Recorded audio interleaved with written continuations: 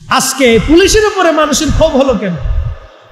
রাষ্ট্রের যিনি পুলিশ প্রধান, আইজিপি না আইজি কি বলে, তিনি যদি দুর্নীতি পরায়ণ না হতেন, নিরপেক্ষ হতেন, তার প্রত্যেকটা অফিসার নিরপেক্ষ হতো। কি কথা বলেন না কেন? তিনি যদি নিরপেক্ষ হতেন, তিনি যদি ঘুষখোর না হতেন, তিনি যদি দুর্নীতির ভিতরে না থাকতেন, তাহলে আমার দেশের প্রত্যেকটা পুলিশ অফিসার দুর্নীতি পরায়ণ হতে পারতো না। তিনারা বলে ঘুষ এনে দাও, নিচের অফিসার বলে এনে দাও, তারপর অফিসার বলে এনে দাও, তারপর অফিসার বলে এনে দাও, এর নিচের জন বলে এনে দাও, এরপরের জন বলে দাও। আমাদের প্রশাসন যদি দুর্নীতি মুক্ত হয়, তাহলে আমাদের সর্বস্তরের দুর্নীতি মুক্ত হয়ে যাবে। আমরা সারা রাত ঘুরে বেড়াই, মাহফিল করে রাত্রিবেলা আসি, তো পুলিশ আমাদের এই গাড়ি দেখলে আস্তে করে সরে যায়, আর ট্রাক দেখলে হাত বাড়ায় দেয়, মানে ভিক্ষুক হাত বাড়াইছে, টাকা নেয়, প্রত্যেক ট্রাক চালকদের কাছ থেকে টাকা নেয়। বলে ট্রাক চালক যারা, তাদের লাইসেন্স নেই, অনেক গাড়ির ফিটনেস নেই, এবং বছরে যে সরকারকে ট্যাক্স দিতে হয়, অধিকাংশ ট্রাকের ট্যাক্সের কাগজ নেই, ড্রাইভারের লাইসেন্স নেই, তারা পুলিশে টাকা দেয়। টাকা দিয়ে আসার পরে প্রত্যেক রাত্রিবেলা ঘাটে ঘাটে ঘাটে ঘাটে পুলিশ টাকা নেয়, প্রত্যেক স্ট্যান্ডগুলিতে চান্দাবাজরা টাকা নেয়। এইভাবে টাকা নিতে নিতে ব্যবসায়িকরা ওই টাকার উসুল উঠাইতে যাইয়া 10 টাকার জিনিস 12 টাকা দাম বলিয়া আমাদের কাছ থেকে খসাই নিয়ে যায়। তখন এই কষ্টগুলি আমাদের দেশের গরিব মানুষের ঘাড়ের উপরে এসে পড়ে। আপনি একটু চিন্তা করেন, আমি খোলাফায়ে রাশিদিনের জীবন থেকে বুঝাইছি, সেই ঘটনা আমি আপনাদেরকে আগেও বলছি। বলে হুজুর এতদিন পুলিশের বিরুদ্ধে সরাসরি বলতে পারেন নাই, কারণটা কি? এর পিছনে কারণ আছে। আমি একদিন বলছিলাম আমার জঙ্গি বানাইছিল, বেশ অনেক দিন আগে, বুঝতে পারছেন? আমার জঙ্গি বানাইছে। আমি ঘুমায় রয়েছি, ঘুম থেকে ওঠার পরে ঘুমের সকালবেলা ওয়াজ নসিহত করে ফজরের নামাজ পড়েছি, ঘুমাইছি। ঘুমানোর পরে আমার স্ত্রী খুব হাঁপাচ্ছে, খুব চিন্তিত। কেন, কি হয়েছে? বলে তোমার তো জঙ্গি বানাই ফেলছে। আমি বললাম জঙ্গি বানাইলো? জীবনে জঙ্গির কাজ করলাম না, সারা জীবন মানুষের ভালোর দিকে ডাকলাম, আজকে জঙ্গি হয়ে গেলাম, কারণটা কি? বলে তুমি কোথায় কোন জায়গায় কি ওয়াজ করছো, সেই ওয়াজের জন্য হয়েছে। আমি বললাম বুঝে ফেলছি। এই ঝামেলা ছুটিতে আমার অনেক দিন লাগছে, বুঝতে পারছেন? এগুলি হচ্ছে একদিনের ফসল না, এগুলি বহুদিনের ফসল। একটু চিন্তা করেন, রাষ্ট্রের প্রধান আমিরুল মুমিনিন ঈদের কাপড় কিনে দিবে, পয়সা নাই। একসাথে বলবেন আল্লাহু আকবার। না না, আরো জোরে বলুন, আরো জোরে। এটাই আমাদের ইসলাম, এটাই আমাদের দ্বীপ, এটাই আমাদের ধর্ম। আমরা এইরকম মানুষ চাই আমাদের রাষ্ট্রে। কথা বলেন ঠিক না বেটে? এই ধরনের মানুষ আমরা রাষ্ট্রে চাই। আমরা শুধু রাষ্ট্রে না, প্রত্যেকটা আমলা, প্রত্যেকটা কাজে, সরকারি দপ্তরে, বেসরকারি দপ্তরে এই ধরনের মানুষ দরকার। যেদিন এই ধরনের মানুষ তৈরি হবে, আল্লাহর কসম করে বলি, সেই দিন আমার দেশ সোনার দেশে পরিণত হবে। আমার দেশে সোনার দেশে পরিণত হবে। আমাদের দেশের মানুষগুলি সোনার মানুষ হয়ে যাবে। কথা কোন ঠিক কিনা? একবারে পরিষ্কার পরিচ্ছন্ন কথা। হযরত আমিরুল মুমিনিন ওমর রাদিয়াল্লাহু আনহু তিনি বললেন, স্ত্রী, আমার কাছে কোনো সম্পদ নাই, তোমার সন্তানদেরকে আমি ঈদের পোশাক কিনে দিব। দেখেন, এত বড় রাষ্ট্রের প্রধান তিনি, তার কাছে কোনো সম্পদ নাই। ইচ্ছা করলে বাইতুল মাল থেকে নিয়ে নিতে পারতেন, কিন্তু নেন নাই। ভয় কার? যালিকা লিমান খাশিয়া রাব্বা। তারা আল্লাহকে ভয় করত, আল্লাহকে ভয় করত, আল্লাহকে ভয় করত। আল্লাহকে ভয় করার কারণে, আল্লাহকে ভয় করার কারণে, আল্লাহকে ভয় করার কারণে তারা শক্তি থাকা অবস্থায়ও বাইতুল মাল থেকে একটা টুকরা পর্যন্ত নেন নাই। এটার নাম ইসলাম, এটার নাম খেলাফত, এটার নাম মুসলমান। মুসলিম এটাকে বলে। শোনেন, খালি ওনাদের দোষ দিয়ে লাভ নেই, দোষ আমাদেরও আছে। কি কথা কর না কেন? আছে না? নির্বাচন আসার পরে 500 টাকা পায়, আপনি ভোট দিয়ে দেন চোরেরে। কি কথা কর না কেন? 500 টাকা পাই আপনি চোরের ভোট দেন, ভালো মানুষ চোখে দেখেন না তো? ভালো মানুষের যদি ভোট দিতেন তাহলে ভালো মানুষ উৎসাহিত হইত, ভালো মানুষ এইদিকে আসতো। আমাদেরও ত্রুটি আছে, বিচ্যুতি আছে, তো মনোযোগ দেন। আল্লাহ রসুল কেন আমাদের মাঝে আসছিলেন, কি জন্য পৃথিবীতে তিনি আসছিলেন? এই সমস্ত অন্যায়কে, জুলুমকে, অবিচারকে ধূলিসাৎ করে দিয়ে পৃথিবীতে শান্তি প্রতিষ্ঠিত করার জন্য এসেছিলেন। আমাদেরকে সত্যের পথ দেখাইয়া আখিরাতের মুক্তির জন্য এসেছিলেন। কথা বলেন ঠিক কিনা? যুগে যুগে উলামা, ফুদালা, আউলিয়া, আতকিরা বছরের পর বছর ধরে পায়ে হেঁটে হেঁটে আপনার কাছে কালিমার দাওয়াত দিয়েছেন। কি জন্য? বাড়িঘর ফেলাই দিয়ে শাহজালাল ইয়ামিনী সুদূর ইয়ামান থেকে এই দেশে আসবে কি জন্য? ওনার দরকারটা কি ছিল? আল্লাহর কালিমাকে, রসুলের দেওয়া দ্বীনকে, আল্লাহর দেওয়া সঠিক পথ থেকে মানুষের মধ্যে বাতলানোর জন্য, শেখানোর জন্য এসেছেন। তো হযরতে আমিরুল মুমিনিন তিনি আর স্ত্রী বলতেছে, স্বামী আমার, তাহলে বাইতুল মালের যিনি দেখেন সরকারি কর্মচারী কেমন হওয়ার দরকার, রাষ্ট্রের যিনি সচিব আছে তেনাকে কেমন হতে হবে, রাষ্ট্রের যিনি অর্থমন্ত্রী আছে তেনাকে কেমন হতে হবে, রাষ্ট্রের যিনি আইনমন্ত্রী আছে তেনাকে কেমন হতে হবে, রাষ্ট্রের যিনি পররাষ্ট্রমন্ত্রী আছে তেনাকে কেমন হতে হবে, রাষ্ট্রের যিনি স্বরাষ্ট্রমন্ত্রী আছে তাকে কেমন হতে হবে, রাষ্ট্রের যিনি ধর্মমন্ত্রী আছে তাকে কেমন হতে হবে, রাষ্ট্রের প্রত্যেকটা এমপি মন্ত্রী যার যার অবস্থান থেকে, যার যার সরকারি অফিসার থেকে, ব্যাংকের গভর্নর থেকে, ব্যাংকের জিএম থেকে শুরু করে তার তার অবস্থানে কেমন হতে হবে সেটা আল্লাহর রসুলের সাহাবায়ে কিরাম শিখিয়ে দিয়ে গেলেন হাতে কলমে। এই জন্য আল্লাহ রসুল বলছেন, ফাআলাইকুম বিসুন্নতি, তোমরা আমার আদর্শ মানবা, ও সুন্নাতিল খুলাফাইর রাশিদিন আল মাহদীর তোমরা মানবা। যদি মানতে পারো তাহলে তোমরা শুনে রাখো, তোমরা পথভ্রষ্ট হবে না, তোমরা গুমরা হবে না, তোমরা হারিয়ে যাবে না, তোমরা বিপথে যাবে না, তোমরা আল্লাহর পথেই থাকবে যদি এই দুইটা সুন্নাহকে তোমরা জীবনে মেনে চলো। একসাথে বলা যাবে সুবহানাল্লাহ। হাজিরিন, খুব মনোযোগ দিন। তো হযরতে খলিফাতুল মুসলিমিন ওমর রাদিয়াল্লাহু আনহুকে স্ত্রী বলতেছেন, স্বামী, বাইতুল মালের যিনি অর্থমন্ত্রী আছে তেনার নাম আবু উবাইদা ইবনে জাররাহ, দুনিয়ার থেকে জান্নাতের সার্টিফিকেট পেয়েছিলেন সেই সাহাবী। তার কাছে আপনি এক মাসের আগাম বেতন নিয়ে আসেন। হযরত ওমর অর্থমন্ত্রীর কাছে অ্যাপ্লিকেশন করলেন, আগামী 1 মাসের বেতন যেন খলিফাকে দেওয়া হয়, কারণ আমি আমার সন্তানদের জন্য ঈদের কাপড় কিনব, আমার কাছে কোনো অর্থ নাই, আগামী 1 মাসের বেতন আমাকে দিয়ে দেওয়া হোক। অ্যাপ্লিকেশন চলে গেল অর্থমন্ত্রীর কাছে।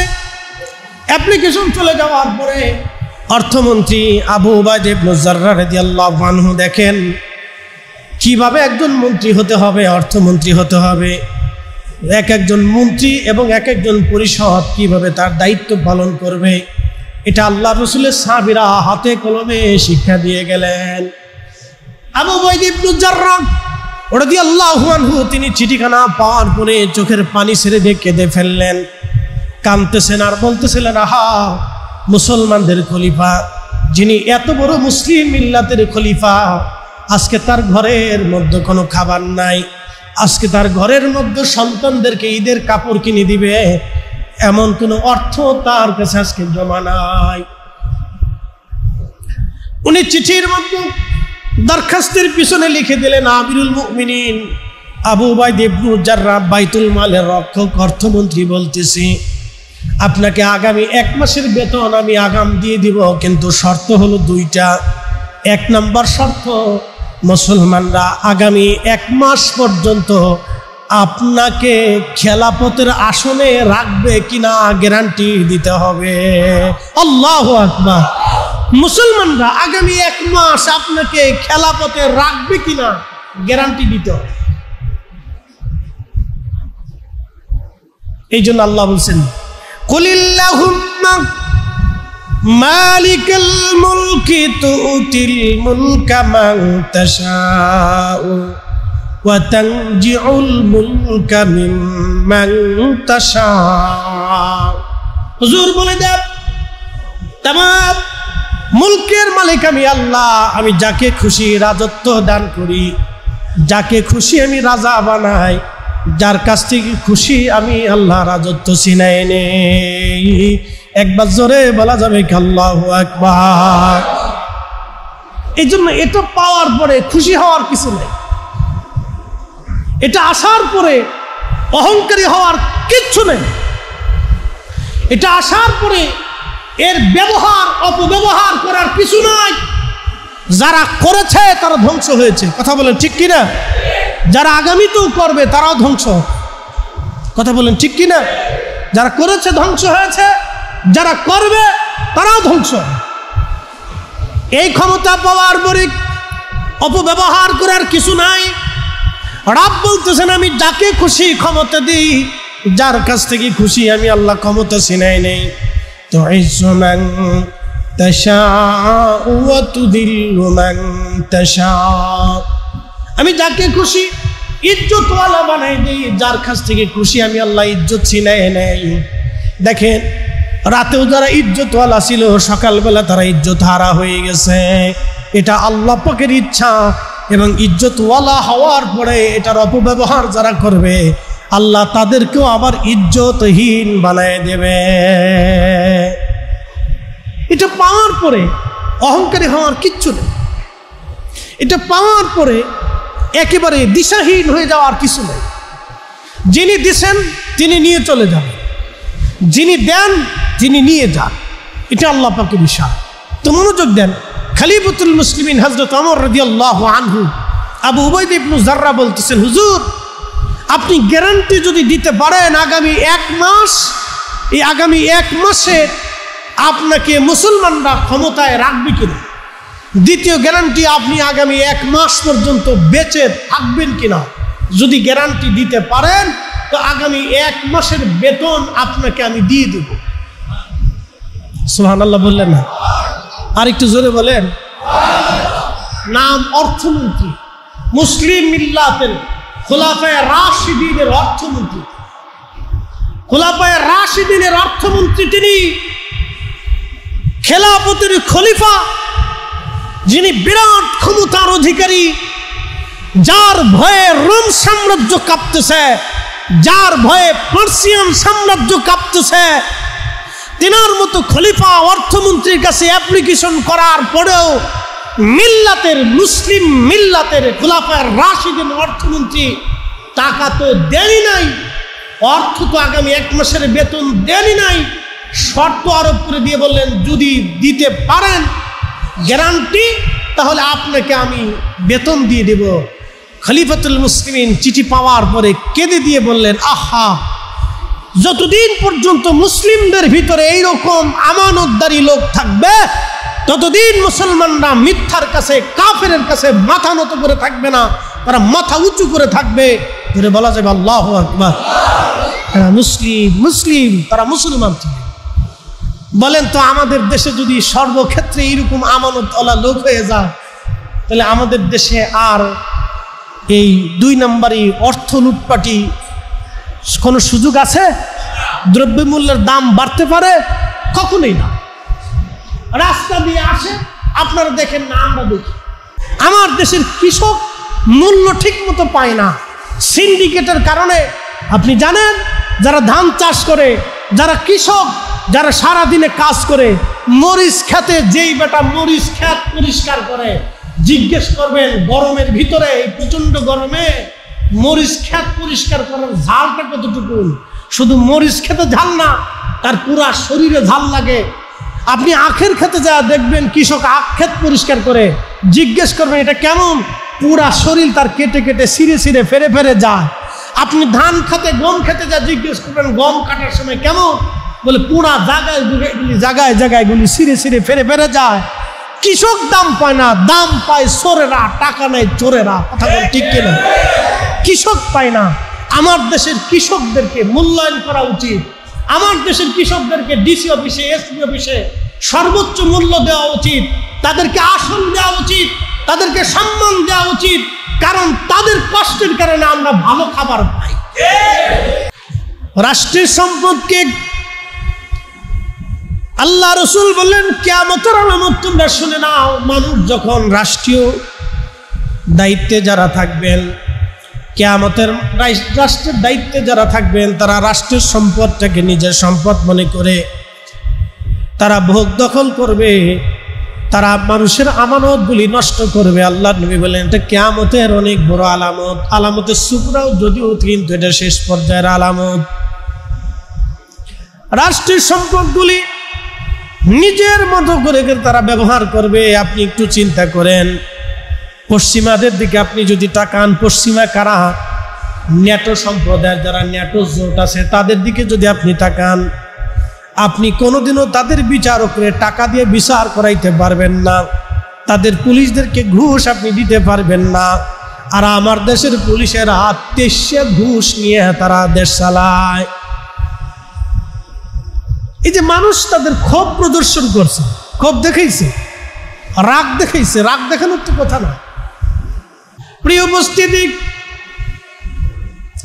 একটু চিন্তা করেন তো, মুসলিম মিল্লাতের আরবের জমিনে যখন মানুষ দিনে দুপুরে মানুষ জবাই দিত, যখন মানুষেরা দিনে দুপুরে ডাকাতি করত, খুন খারাপি করত, সেই কঠিন সময়ে আল্লাহর নবী আসলেন, মানুষদেরকে কালেমার দিশা দিলেন।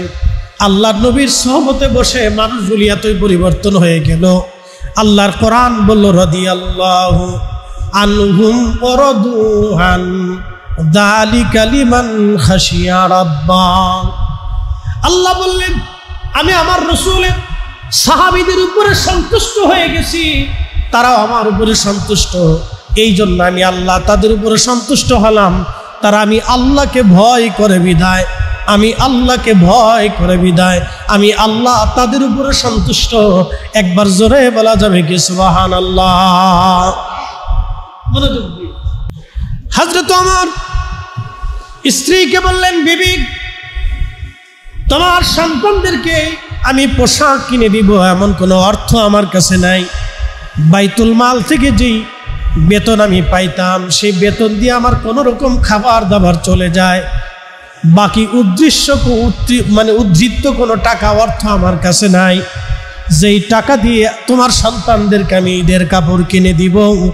একবার জোরে বলা যাবে কি আল্লাহু আকবার? মুহাম্মাদ ওয়া আলা আলি সাইয়্যিদিনা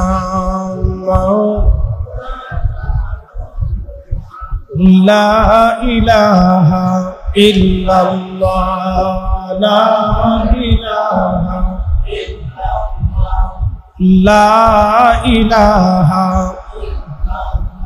হাসবি রাব্বি জাল্লাল্লাহ মা ফি কলবি গায়রুল আহলু মুহাম্মদ সাল্লাল্লাহ লা ইলাহা ইল্লাল্লাহ, লা ইলাহা,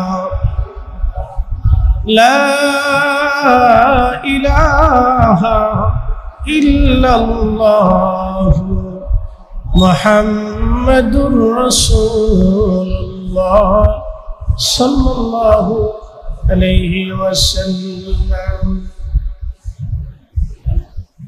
মহান মুনিব আল্লাহ সুবহানাহু ওয়া তাআলার আলিশান আসমানের শুকরিয়া করি, যিনি আমাকে এবং আপনাকে সফরের প্রথম জুমাতে আল্লাহ মঞ্জুর করেছেন। আমাদেরকে আল্লাহর ঘরে আসার সুযোগ তৌফিক আল্লাহ পাক দান করেছেন। সেই জন্য আল্লাহর আলিশান আসমানে আমরা সকলেই একসাথে শুকরিয়া করে বলি আলহামদুলিল্লাহ।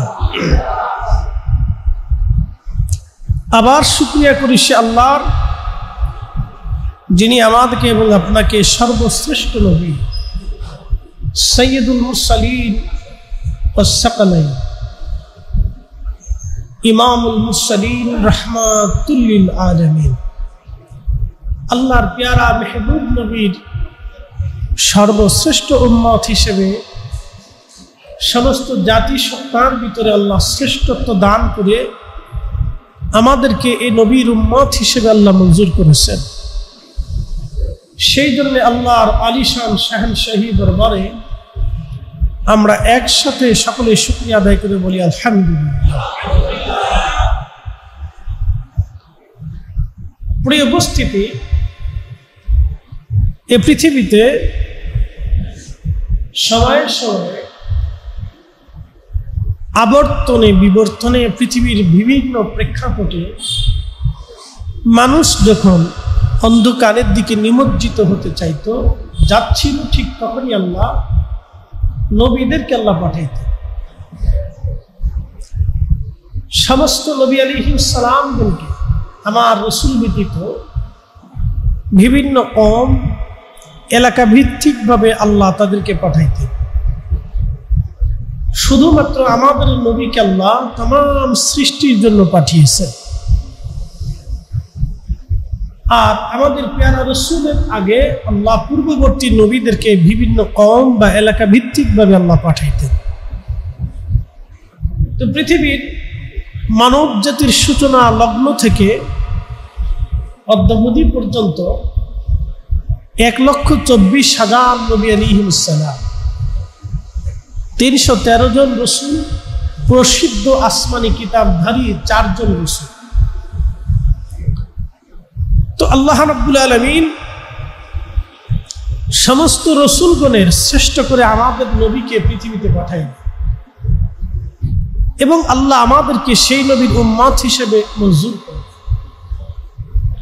বিভিন্ন প্রেক্ষাপটে সময়ে প্রয়োজনের সাপেক্ষে শাশ্বত বাণী পবিত্র কোরআনুল কারীম আল্লাহ তার রাসূলের উপরে নাজিল করলেন।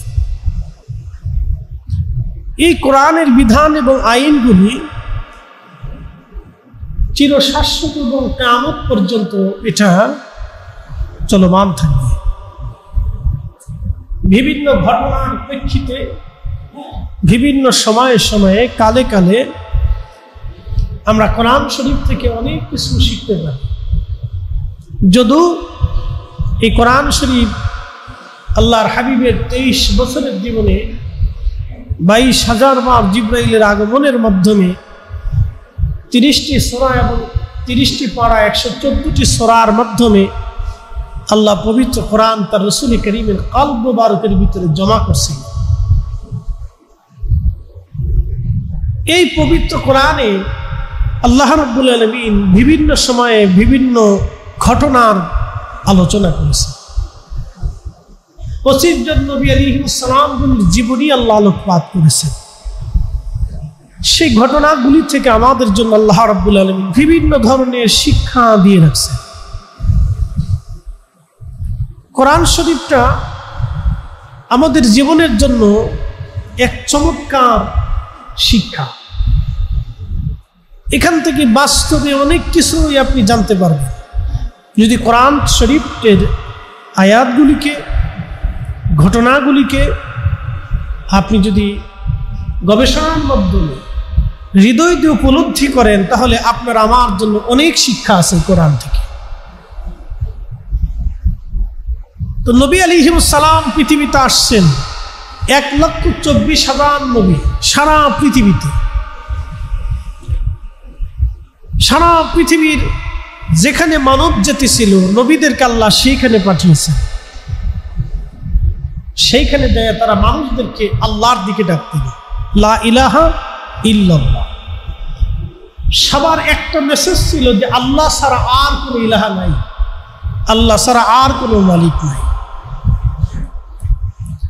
এটা আমাদের জন্য অনেক বুঝার বিষয়। গত জুমাতে আমি অনেক বিষয়ের উপরে আপনাদেরকে জানাইছি। দেখেন, গত সপ্তাহ থেকে এই সপ্তাহের ভিতরে আমাদের দেশের ঘটনার প্রবাহটা কি পরিবর্তন, এটা আল্লাহ পাকের ইচ্ছা, কারো কিছু করার। তো কোরআন শরীফে আল্লাহ রাব্বুল আলামিন আমাদেরকে শিক্ষা দিলেন, কুলিল্লাহুম্মা, হাবিব আপনি বলে দেন, আপনার উম্মতকে জানা, শিখান, উম্মতকে বুঝান, মালিকাল মুলক, সমগ্র সৃষ্টির মালিক আমি আল্লাহ। সমগ্র সৃষ্টির মালিককে একসাথে বলতে হবে, কে? সূর্য কার আইনে উঠে? আল্লাহ। আমি আপনাদেরকে এই বিষয়ে আগেও জুমাতে বলছি। বাতাস প্রবাহিত হয় আল্লাহর আইনে, আকাশ থেকে বৃষ্টি হয় আল্লাহর আইনে, জমিনে শস্য হয় আল্লাহর আইনে, সমুদ্রে লুনা পানির ভিতরে মাছ হয় আল্লাহর আইনে, আবার মিঠা পানির ভিতরে মাছ হয় আল্লাহর আইনে। আমাদের বাংলাদেশের যত হাওর আছে,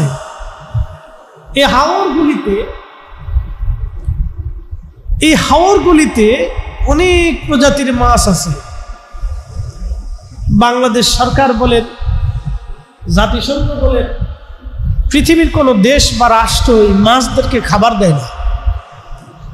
এই মাছের জন্য পানির ভিতরে যিনি খাবার সৃষ্টি করে রাখেন তিনি কে? কোনো সন্দেহ? বুঝতে হবে। কুলিল্লাহুম্মা মালিকাল মুলক। আমি এই আয়াত থেকে আপনাদেরকে অনেক কিছু আজকে বোঝানোর চেষ্টা করি। এখানে আমাদের অনেক কিছু শিখার আছে, বুঝার আছে, অনেক কিছু আমাদের বুঝার আছে। তো মোহতারাম, খুব মনোযোগ দিবেন যে এই যে তামাম সৃষ্টি একই সাথে একই নিয়মতান্ত্রিক ভাবে যিনি পরিচালিত করেন তিনি আল্লাহ। দেখেন, আপনি আমাদের দেশে যখন শীত নামে তখন কিন্তু আপনি ইচ্ছা করলে গরম আনতে পারবেন না। আবার এখন বৃষ্টির দিন, ঠিকই আষাঢ় মাস আসলেই বৃষ্টি নামে। সুবহানাল্লাহ বলবেন না? আষাঢ় মাস আসলে, শ্রাবণ আসলে বৃষ্টি নামে, এটা আপনাকে বলতে হবে না, অটোমেটিক নামবে। আবার কিছুদিন আগে বৃষ্টি হয় না, বৃষ্টির জন্য কত কান্নাকাটি করলাম আমরা, বৃষ্টি হয় না। এই যে পৃথিবীর পরিচালনা, এটা আমাদের ইশারাতে হয় না, এটা আল্লাহর ইশারাতে হয়। মানব জাতি সৃষ্টিকে সৃষ্টি করার 50,000 বছর আগে আল্লাহ রাব্বুল আলামিন তাকদীর লিখছেন। কলম সৃষ্টি করে কলম বলেন, ইয়া রাব্বি, কি লিখবো? আল্লাহ বলেন, উক্তুব মাকাদিরাল খালক, তুমি সৃষ্টির তাকদীর লিখতে থাকো। এইখানে যতদিন দাঁড়ানোর জন্য আল্লাহর পক্ষ থেকে ফয়সালা আসবে, আমাকে এখান থেকে কেউ নিতে পারবে না। আবার যখন আল্লাহর ফয়সালা শেষ হয়ে যাবে, আপনারা 1000 চেষ্টা করলেও আমাকে রাখতে পারবেন না। এটা আল্লাহর ফয়সালা। কিন্তু এইখানে যত সময় পর্যন্ত আমি দাঁড়াই আছি, আপনাদের খেতাবতের দায়িত্ব আছে, ততদিন পর্যন্ত আমার দায়িত্ব কি? আল্লাহর পক্ষ থেকে দেওয়া আছে। এখানে দাঁড়াইয়া আপনাদেরকে কোরআন ও সুন্নাহর দিকে, আল্লাহর দিকে, তার রসুলের দিকে আমার দায়িত্ব হলো আপনাদেরকে ডেকে নিয়ে আসা। এখন যদি এই দায়িত্ব আমি অবহেলা করি, তার জন্য আল্লাহর পক্ষ থেকে আমার উপর একটা শাস্তি অবতীর্ণ হবে। প্রত্যেকে তার তার নিজ নিজ কাজে আল্লাহর পক্ষ থেকে দায়িত্ব দেওয়া থাকে। এক কওমের প্রধান কিয়ামতের ময়দানে তাকে কওম সম্পর্কে জিজ্ঞাসিত করা হবে। যিনি রাষ্ট্রের প্রধান, রাষ্ট্র সম্পর্কে কিয়ামতের ময়দানে তাকে জবাবদিহিতা করতে হবে। জবাবদিহিতা সার নাই, একজনের কাছে অবশ্যই করতেই হবে তার জবাবদিহিতা। এই যে জবাবদিহিতা, এটার নাম ইসলাম। যখনই জবাবদিহিতা না থাকবে, তখনই আমাদের সমাজ, রাষ্ট্র ভেঙে যাবে, নষ্ট হয়ে যাবে। এমন একটা পর্যায়ে যাবে যে আমরা নিয়মতান্ত্রিকতার বাহিরে চলে যাব। এই জন্য জবাবদিহিতা থাকা প্রয়োজন। এজন্যই ইসলামে আগের যুগের আমির উমরারা নামাজ পড়াইতেন, জুমা পড়াইতেন। কেন? জুমার দিনে মুসল্লিরা উপস্থিত হইয়া তার কাছ থেকে জবাব নিত। সুবহানাল্লাহ বললেন না? কি নিত? জবাব নিত, যে আপনি কাজ করছেন কতটুকু শরীয়ত সম্মত হয়েছে, জবাব দিয়ে যান। যদি সিস্টেম এখন আমাদের সারা পৃথিবীতে নাই, কোথাও নাই। এই জন্য আল্লাহ রসুল বলেছেন আল খেলাফতু সালাসুনা সানা, খেলাফত 30 বছর পর্যন্ত থাকবে। খুলাফায়ে রাশিদিন আল মাহদিন ফাআলাইকুম বিসুন্নতি ওয়া সুন্নাতিল খুলাফায়ে রাশিদিন আল মাহদিন, তোমরা আমার সুন্নাহ মানো, আমার পরে খুলাফায়ে রাশিদিনের সুন্নাহ মানো। খুলাফায়ে রাশিদিনের সুন্নত ছিল যে আমির ওমরারা, নেতৃস্থানীয়রা জুমার নামাজ আদায় করবে, জুমার নামাজ পড়াবে, আর জনগণ জুমার দিনে তাদের কাছ থেকে তাদের কর্মর বিষয়গুলি তারা তাদের কাছ থেকে হিসাব বুঝে নিয়ে নিবে। একসাথে বলা যাবে না সুবহানাল্লাহ, আল্লাহু আকবার। এটার নাম ইসলাম, এটার নাম খেলাফত। আল্লাহ রসুল বলছেন এটা 30 বছর পর্যন্ত থাকবে, তারপরে মুলকিয়াত আসবে। এরপর একটার পর একটা ফিতনা ফিতনা ফিতনা ফিতনা, অশান্তি, বিশৃঙ্খলা, যুদ্ধ বিগ্রহ, মারামারি, কাটাকাটি, হানাহানি আসতে থাকে। আল্লাহ রসুল বলছেন আমার উম্মত তোমরা শুনে রাখো, কিয়ামতের আলামত হলো রাষ্ট্রের কর্মকর্তা কর্মচারী যারা থাকবে তারা রাষ্ট্রীয় সম্পদকে নিজের সম্পদের মতো মনে করে ব্যবহার করে মানুষের আমানত নষ্ট করে। আহা, এটা কিয়ামতের আলামত, কিয়ামতের আলামতই।